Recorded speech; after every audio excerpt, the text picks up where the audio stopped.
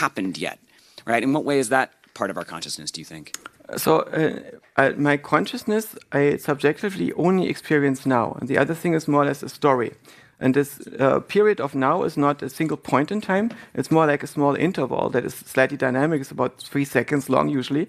And the stuff in my perception that I can not fit into this anymore, that is no longer coherent with what my sensory information tells me, drops out and becomes past. And the possibilities that I cannot already perceive are the future. Right? And in this way, I construct future and past, but they are actually constructs. And when I deconstruct them, I notice that all my experience is actually about the present. And this also can be practically useful. So if you're stressing out about something, if you're suffering, most of your suffering is not about stuff that is present. The present is usually fixable. Right? If you're cold, you can take a blanket. If you feel unhappy, you can make yourself a hot chocolate. And a lot of things will be better.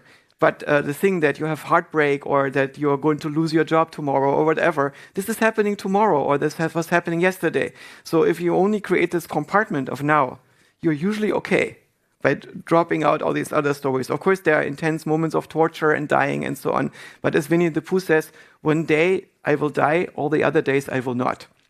And so if you focus on this moment of now, you realize that there is this particular moment where the needle is going in the gramophone right now, and you have this large arc that you normally use to make sense of it. But if you zoom in it in this single small point, there is so much information that you can populate and that you can inhabit that it becomes much more manageable. And so your option to construct yourself, your own model of reality and what you are in reality over a longer time span is not something that needs to be part of your experience.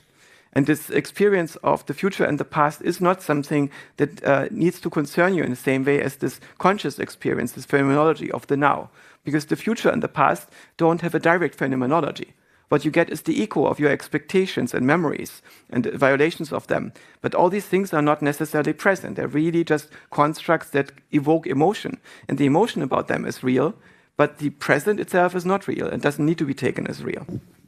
You also don't need to take the present as real, of course. There have been studies in Switzerland that dealt with fear of death by giving people in hospices under controlled conditions large doses of psychedelics. And as a result, people depersonalize. And they don't become unconscious, and they don't necessarily become loopy. But they get disengaged from this long construction of life and basically drop into this moment. And then this is a state that alleviates fear of death. Because when you realize you only exist in this moment, then death is a hypothetical thing in which you are suspended. But the fact that you stop in time is not more scary than the fact that you stop in space. Right? I'm not scared by the fact that I stop here and here. And I don't feel better if I extend more and more. And why would I would need to do the same thing in time? I get a certain amount of now, and that's it.